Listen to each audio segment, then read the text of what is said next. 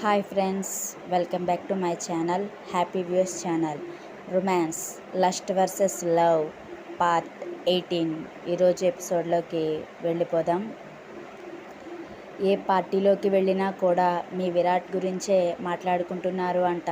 అయినా అంతగా ఆత్రం అమ్మాయిల పిచ్చి ఉంటే కుదిరితే పెళ్లి చేసేయాలి, లేకపోతే ఇవన్నీ గుట్టు చప్పుడు కాకుండా చేసుకోవాలి. అయినా మన డబ్బున్న వాళ్ళ ఇళ్లలో ఇవన్నీ మామూలే అంటూ తన బాడీ మొత్తం తిప్పుకుంటూ అంటుంది తిప్పులాడు ఆంటీ. ఆ మాటలు ఎలా ఉన్నాయంటే కావాలని సునీత గారి మీద పగపట్టి కక్ష కొద్దీ ఆవిడ మనసు బాధ పెట్టాలని పనిగట్టుకుని అంటున్నట్టుగా. నువ్వు ఊరుకో తులసి, నువ్వు మరీ చిత్రంగా మాట్లాడతావు. వాళ్ళ కొడుకు అలా చేస్తే సునీత మాత్రం ఏం చేస్తుంది? అయినా పిల్లల్ని కనగలం కానీ వాళ్ళ తలరాతలం కనగలమా? ఇదిగో సునీత, నువ్వేం బాధపడకు. నీ కొడుకుకి తగ్గట్టుగానే నీ మొగుడిని వదిలేసిన పిల్లో, లేకపోతే మొగుడిని చంపేసిందో అంటే ఇప్పుడు వీళ్ళే కదా పాపులర్ అయ్యేది. లేకపోతే ఇంకా 10 మందిని బాయ్ ఫ్రెండ్స్ మెయింటైన్ చేస్తుందో తప్పకుండా వస్తుందిలే. గంతకు తగ్గ బొంత దేవుడు రాయకుండా ఉంటాడా అంటూ మరొక ఆవిడ విరాట్ని తన అల్లుడుగా చేసుకుంటాను అంటే సునీత గారు మొహం మీదే చేసుకోను అని చెప్పేయడంతో ఆ కక్షతో కచ్చగా అంటుంది. ఇలా ఎవరికి నచ్చినట్టు వాళ్ళు మాట్లాడుతూ పెళ్ళికి పిలవడానికి వచ్చినట్టు కాకుండా సునీత గారిని బాధ పెట్టడమే ఎజెండాలా అనుకున్న పనిలో సక్సెస్ అయ్యి సక్సెస్ఫుల్గా నవ్వుతున్న ఆవిడ మొహం బాధగా మార్చేస్తారు. సరేలే, ఇక ఊరుకోండి. ఇదిగో సునీత, పెళ్ళికి మాత్రం తప్పకుండా రావాలి, మర్చిపోకు అని సరళగారు కార్డు చేతికి అందించి, డెస్టినేషన్ వెడ్డింగ్ కాబట్టి కార్డు కూడా భారీగానే ఖరీదైనదే చేతిలో పెట్టి ఒక వెండి కుంకుమ భరిణి కూడా రిటర్న్ గిఫ్ట్గా ఇప్పుడే ఇచ్చేస్తుంది. సరేలే, తప్పకుండా వస్తాం అని బలవంతపు నవ్వుతో చెప్పి వచ్చిన వాళ్ళందరికీ కుంకుమ బొట్టు పెట్టి తన వంతుగా రిటర్న్ గిఫ్ట్ కూడా ఇచ్చి పంపిస్తారు సునీత గారు. అప్పటి వరకు ఒక బాధతో కృంగిపోతున్నారు అంటే ఇప్పుడు పెళ్లి పిలుపు పేరుతో ఇంకొక కుంపటి నెత్తి మీద పెట్టి మనసులో రగిలించేసి వెళ్ళిన వేళ్ల మీద కోపం వచ్చేస్తున్నా తన బంగారమే బాగుంటే అనుకునేది ఎవరు అని తన మనసుకి తానే సర్ది చెప్పుకుని వీళ్ళ అన్న మాటల కన్నా గట్టిగా పద్ధతిగా ఉండే నాకు కోడలు కావాలి అని నిర్ణయించుకుని వాళ్ళు అన్నట్టుగా మొగుడు వదిలేసిందో పెళ్లికి ముందే అన్నీ అయిపోయిన ఫ్యాషన్ అంటూ తిరిగే కోడలు కాకుండా సాంప్రదాయబద్ధంగా తనకు వాళ్ళందరికీ కూడా కొట్టినట్టు సమాధానం చెప్పేలా ఉండే పిల్ల కావాలని బలంగా అనుకున్నదే తడవుగా ఫోన్ చేతిలోకి తీసుకుంటారు. క్యాంటీన్కి వచ్చేసిన సందీప్, వినీత్ ఒక కార్నర్ టేబుల్ దగ్గర సెటిల్ అయ్యి హాసిని భూమిల కోసమే ఎదురు చూస్తుంటారు. అప్పటి వరకు సీరియస్గా వర్క్ చేసుకుంటూ టైం మర్చిపోయిన హాసినికి సందీప్ వచ్చి లంచ్ బ్రేక్ అయిందని చెప్పగానే తన ఆకలి గుర్తొచ్చి కడుపులో పిల్లి ఎలుకలు రన్నింగ్ రేస్ స్టార్ట్ చేసేయడంతో అప్పటి వరకు చేసిన వర్క్ని సేవ్ చేసి లంచ్ బాక్స్ పట్టుకుని భూమి క్యాబిన్కి పరిగెడుతుంది. ఈ లోపులో భూమి కూడా క్యాబిన్ నుండి బయటకు రావడంతో స్పీడ్గా బుల్లెట్లా దూసుకొస్తున్న హాసిని భూమికి డాష్ ఇచ్చేదే కానీ లాస్ట్ మినిట్లో కంట్రోల్ చేసుకుని, వస్తున్నావా, నీ గురించే ఎదురు చూస్తున్నాను, రావే బాబు, ఆకలి దంచేస్తుంది అని దీనంగా అంటుంది. హా, ఇది మరీ బాగుంది. సందీప్ పిలిచే వరకు గుర్తురాని ఆకలి ఇప్పుడే వేస్తుందా అని చిరుకోపంగా అంటూ తన లంచ్ బాక్స్ తీసుకుని క్యాంటీన్ వైపుగా నడుస్తుంది హాసినితో కలిసి. మరి ఏం చేస్తాం, ఆ చండశాసనుడు ఊపిరి పీల్చుకోవడానికి కూడా టైం ఇవ్వలేనంత వర్క్ ఇస్తే ఏం చేస్తాం, ఇలానే ఉంటుంది మరి. అవునే భూమి, నువ్వు వచ్చినప్పుడు అడగడం మర్చిపోయా. నువ్వు ఆ శాడిస్ట్ క్యాబిన్ నుండి వచ్చినప్పుడు ఎందుకే ఏడ్చినట్టున్నావు, ఇంకా ఫేస్ కూడా బాగా డల్గా అయిపోయింది. ఇంకా అప్పుడు చూడలేదు కానీ ఇప్పుడు క్లియర్గా కనిపిస్తుంది. నీ పెదవి ఎందుకు ఇంతలా వాచింది అని డౌట్గా చూస్తూ అడుగుతుంది హాసిని. ఆ మాటకి వెంటనే తడబడిపోయి చున్నీతో పెదవిని ఇంకొంచెం రఫ్ చేసేసి, ఏంటే మాట్లాడుతున్నావు, పెదవి మీద ఏమవుతుంది, ఏం లేదు కదా అని కసిరి తనే ముందు క్యాంటీన్లోకి వెళ్ళిపోతుంది. ఇదేంటి, నేనేమన్నాను, ఎందుకంత సీరియస్ అయిపోతుంది, అయినా పెదవి మీద ఎందుకు బ్లడ్ మార్క్ ఉంది, చీమ ఏమైనా కుట్టిందంటారా అని విరాట్ ఘాటుని చీమ అకౌంట్లోకి వేసేసి తను కూడా క్యాజువల్గా భుజాలు ఎగరేసుకుంటూ క్యాబిన్లోకి వెళ్ళిపోతుంది. ఓయ్ భూమి, నువ్వు సార్ క్యాబిన్లో ఉన్నావని చిన్న ఇన్ఫర్మేషన్ మాకు ఇవ్వాలి కదా, నీకోసం మేము ఎంత కంగారు పడిపోయామో తెలుసా అని భూమి రావడంతోనే చిరుకోపంగా అంటాడు సందీప్. అయ్యో అదేం లేదు సందీప్, మీరు వెళ్తున్న లాస్ట్ మినిట్లో సార్ చెప్పారు, అందుకనే నేను ఆగిపోక తప్పలేదు అని పైకి నవ్వుతూ చెప్పి మనసులో విరాట్ని బండబూతులు తిట్టుకుంటుంది. ఈ లోపల వచ్చిన హాసిని తను ఒక చైర్లో సెటిల్ అయ్యి బాక్స్ ఓపెన్ చేసి ఆల్రెడీ వెజ్ బిర్యానీ భూమి చేసి ఉండడంతో దాన్ని ఒక పట్టు పడుతుంది. సరేలే, ఇంకోసారి అలా ఏదైనా ఉంటే ముందుగా ఇన్ఫార్మ్ చెయ్యి. ఈ దెయ్యం ముందు చూసావు ఎంత రచ్చ చేసిందనుకున్నావు అని తింటున్న హాసిని నెత్తి మీద ఒకటి కొట్టి తను చేసిన రచ్చ మొత్తం కూడా పూసగుచ్చినట్టుగా చెప్తాడు. దానికి ఆశ్చర్యపోతూనే, ఏయ్ ఎందుకే అంత టెన్షన్ పడుతున్నావు? ఒక్క ఫోన్ కాల్ చేస్తే సరిపోయేదానికి ఫ్లోర్ మొత్తం అల్లాడించేశావా అని ఆశ్చర్యంగా అంటుంది. మరి ఏమో నాకేం తెలుసు, నువ్వు రాకపోతే నాకు కంగారు వచ్చేసింది. ఏవేవో పిచ్చి పిచ్చి ఆలోచనలు వచ్చేశాయి. కాసేపు అయితే ఆ విరాట్ సార్ మీదకి గొడవకు దిగిపోయేదాన్నే. గొప్పదానివే బాబు, నీలాంటి వాళ్ళు ఉంటే అవతలివాడి పని అంతే. ఒక్క నిమిషంలో నీట్గా సైలెంట్గా ఉండే ఆఫీస్ని ఫిష్ మార్కెట్లా మార్చేశావా? ఎగ్జాక్ట్లీ భూమి, ఆ విరాట్ సార్ ఫోన్ చేసి కూడా ఇలానే ఫిష్ మార్కెట్ అన్నారు తెలుసా అని నవ్వుతూ తన వెజ్ బిర్యానీలో స్పూన్ పెట్టేటప్పటికి పక్కనే వీళ్ళనే నవ్వుతూ చూస్తూ క్యాంటీన్ నుండి ఆర్డర్ ఇచ్చుకున్న రోటీని తింటూ కనిపిస్తాడు వినీత్. అయ్యయ్యో సారీ వినీత్, నీ గురించి మర్చిపోయాను. అయినా నువ్వు లంచ్ బాక్స్ తీసుకురాలేదా ఏంటి? ఇంకా రూమ్ నుండి షిఫ్ట్ అవ్వలేదా అని డౌట్గా అడుగుతాడు సందీప్. లేదు సందీప్, రూమ్ నుండి షిఫ్ట్ అవ్వాలంటే ముందు ఇంకొక రూమో లేకపోతే పీజీనో దొరకాలి కదా. ఆల్రెడీ తెలిసిన వాళ్ళ దగ్గర ఎంక్వైరీ చేశాను. వాళ్ళు ఇంకా ఏ మాట అన్నది చెప్పలేదు. చూద్దాం, పీజీనో లేకపోతే రూమ్ లేకపోతే ఇంకా ఏదైనా. 1 వీక్ మాత్రం ఇబ్బంది పడాలి. అప్పటి వరకు ఈ క్యాంటీన్ ఫుడ్నే దిక్కు అంటాడు. అయ్యో వినీత్ గారు, మరి ఈ వారం రోజులు క్యాంటీన్ ఫుడ్డే తింటే మీ హెల్త్ స్పాయిల్ అయిపోతుందేమో అని తన బిర్యానీ లాగిస్తూనే అడుగుతుంది హాసిని. ఏం చేస్తాం హాసిని గారు, అన్నీ కావాలంటే రావు కదా. మీకైతే మీ ఫ్రెండ్ చేసి పెడతారు, నాకెవరూ లేరు కదా అలా అని చిన్న స్మైల్తో తన ఫుడ్ తను తింటుంటాడు వినీత్. చిన్నప్పటి నుంచి ఆకలి బాధ అంటే ఎలా ఉంటుందో తెలిసిన దానిలా వినీత్ తినలేక తింటున్న రోటీని చూసి తనకే బాధ కలిగి తన ఫుడ్లో హాఫ్ ఒక ప్లేట్లో వేసి హ్యావ్ ఇట్ అంటూ వినీత్ ముందుకు జరిపిన భూమిని చిన్న స్మైల్తో తన ఫుడ్ తాను తింటుంటే భూమినే షాక్గా చూస్తాడు వినీత్. ఎందుకంటే అప్పటి వరకు తనతో కనీసం మాట్లాడడం కాదు కదా, తను అడిగిన ప్రశ్నలకు కూడా పొడిగా సమాధానం ఇచ్చే భూమి అలా ఒక్కసారిగా ఫుడ్ షేర్ చేయగానే షాక్ అవడంలో వింతే లేదు కదా మరి. అప్పుడే విరాట్ తన లంచ్ని ఫినిష్ చేసి తన సీట్లో కూర్చుని పీసీ ఆన్ చేసి లోపల సీసీటీవీ ఫుటేజ్ చూడగానే ఈ సీన్ తన కంట పడుతుంది. భూమి కర్మ కాలుతుంది. ఎందుకంటే అప్పటి వరకు తనతో కనీసం మాట్లాడడం కాదు కదా, తను అడిగిన ప్రశ్నలకు కూడా పొడిగా సమాధానం ఇచ్చే భూమి అలా ఒక్కసారిగా ఫుడ్ షేర్ చేయగానే షాక్ అవడంలో వింతలేదు కదా మరి.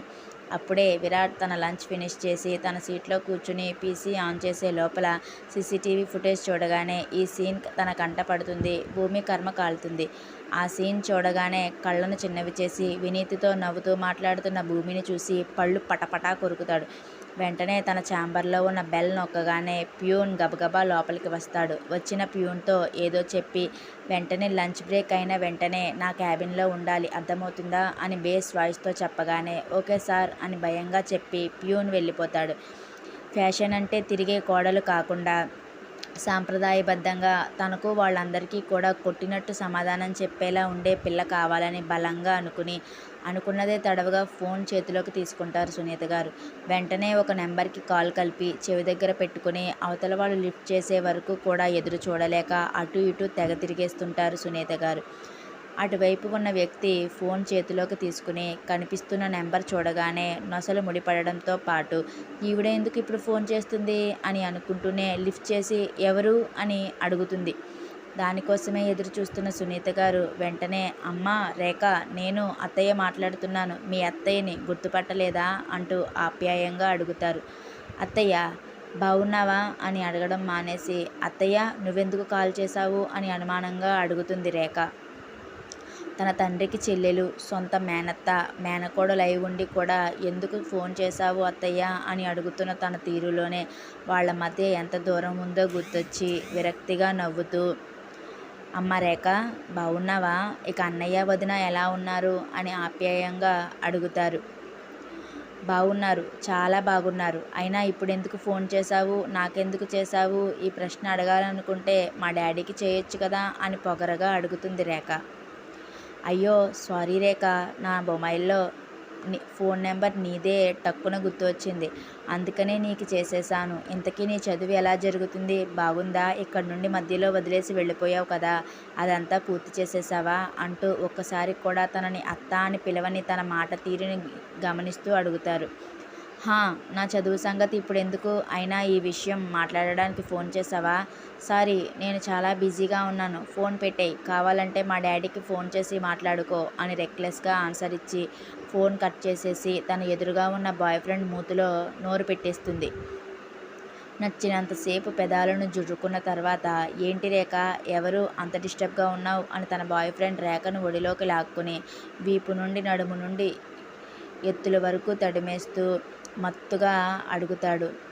వేస్ట్ కాల్ కునాల్, అదంతా ఇంపార్టెంట్ ఏం కాదు కానీ ఎందుకు నన్ను అర్జెంటుగా రమ్మన్నావు అని తన చేష్టలకు పరవశించిపోతూనే తన బాడీని అంతకంతకు అతడి బాడీకి తగిలిస్తూ నేరుగా అతని ఛాతీకి తన ఎత్తైన యథ సంపదను తాకేలా అతుక్కుని అడుగుతుంది. ఏం లేదు బేబీ, కలిసి చాలా రోజులు అయినట్టుగా అనిపిస్తుందని రమ్మన్నాను అంతే అంటే తన ఎత్తైన ఎదను గుప్పిట బిగించగానే అంటూ మత్తుగా మూలుగుతూ తన చేతికి కూడా పని చెబుతుంది. వాట్, చాలా రోజులైందా? నిన్న కాక మొన్నే కదా కునాల్ దగ్గరికి వచ్చాను. నైట్ అంతా కూడా నీ దగ్గరే ఉన్నాను అండ్ ఫుల్గా కోఆపరేషన్ కూడా చేశాను కదా అని హస్కీగా అంటుంది. ఏమో బేబీ, నాకు మధ్యలో 1 డే గ్యాప్ కూడా జన్మంత గ్యాప్ లాగా అనిపించి మనసు నీ వైపుకే లాగేస్తుంది అని ఒకవైపు మాట్లాడుతూనే మరొక వైపు రేఖ టాప్ తీసేసి తన జంట గువ్వలను తన గుప్పెట్లో బంధించి ఇష్టం వచ్చినట్టుగా నోటికి చేతులకు పని చెబుతూ తనని అంతకంతకు ఆక్రమించుకుంటూ రేఖ నోటి నుంచి అరుపులను బయటకు రప్పిస్తాడు దట్ కునాల్. మేనకోడలు ఏం పట్టనట్టుగా కోపంగా ఫోన్ పెట్టేయగానే తనకు ఉన్న ఒక్కగానొక్క ఆశ కూడా చేజారిపోయినట్టుగా అయ్యి సోఫాలో జారిపోతారు సునీత గారు. తనకు తెలిసినంత మటుకు కోడలు తన కొడుకు ప్రేమించుకున్నారు. అలానే కోడలు తన కొడుకుని అంతలా ప్రేమించిందో ఇంకా పట్టుబట్టి మరి తనతోనే తన అన్నయ్యని ఒప్పించుకుని ఈ ఇంట్లో ఉండడానికి, అలానే తన కొడుకుతో ప్రేమాయణం నడపడానికి ఎన్ని పాట్లు పడిందో తనకి బాగా తెలుసు.